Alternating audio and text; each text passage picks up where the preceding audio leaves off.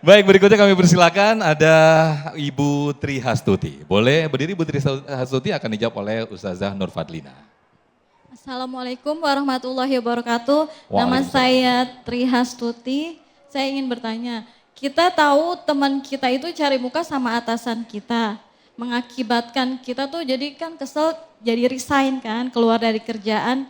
Nah, bagaimana sikap kita agar kita tuh nggak sakit hati gitu? Amalan apa sih yang kita perlu lakuin juga gitu, jadi nggak sakit hati. Itu aja, sekian. Wassalamualaikum warahmatullahi wabarakatuh. Baik, Masya Allah. Itu kayaknya dari hati ya kayaknya ya Ibu ya. Relate sekali ini. Silakan Ustazah Lina untuk menjawabnya. Bismillahirrahmanirrahim. Nyontek Ustadz Zaki nih, jadi itu curhatan kira-kira ya Bu. Curhatan ya, jadi bagaimana kita menyikapi orang-orang yang bermuka dua itu supaya kita nggak sakit hati. Karena ternyata sikap bermuka dua dari teman rekan kerja tadi ya Bu, rekan kerja kita itu ternyata berefek, berimbas kepada kita. Bismillah. Jadi Ibu, yang pertama Rasulullah SAW juga sudah mencontohkan bagaimana ketika kita menghadapi orang-orang munafik. Jadi tadi sudah disampaikan, sudah kita bahas bersama, orang-orang yang dzul wajhain ini mudah sekali tergelincir menjadi orang-orang yang munafik. Orang-orang yang munafik ini bagaimana Rasulullah ketika menghadapinya? Pertama, dihadapi dengan sabar. Kedua, dihadapi dengan tenang dan tidak berubah. Jadi walaupun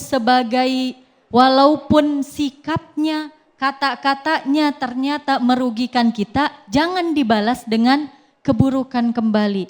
Rasulullah SAW mencontohkan ketika menghadapi Abdullah bin Ubay bin Salul. Rasulullah tetap bersikap baik, bahkan menghimbau kepada sahabat-sahabat kala itu untuk tetap bergaul dengan baik, berinteraksi dengan baik dengan beliau. Pada akhirnya orang-orang yang berbuat makar, orang-orang yang bermuka dua di kantornya Bu, orang-orang yang bermuka manis, bermuka dua, cari muka di lingkungan kita, pasti cepat atau lambat pada waktunya Allah bukakan. Pada waktunya Allah akan tampakkan sehingga kita semua sadar bahwa itu adalah perbuatan dia. Jadi jangan ragu, terus ikhlas, terus tawakal sama Allah, serahkan kepada Allah bagaimana penilaian Allah yang terbaik Bu. Penilaian Allah yang paling utama. Inna akramakum indallahi atqakum. Jadi salah satu ciri-ciri orang yang bertakwa itu dalam Quran surah Ali Imran, kalau kita mau jadi orang yang bertakwa, yang mulia di sisi Allah, yang masuk syurga, itu adalah orang yang mudah memaafkan orang lain.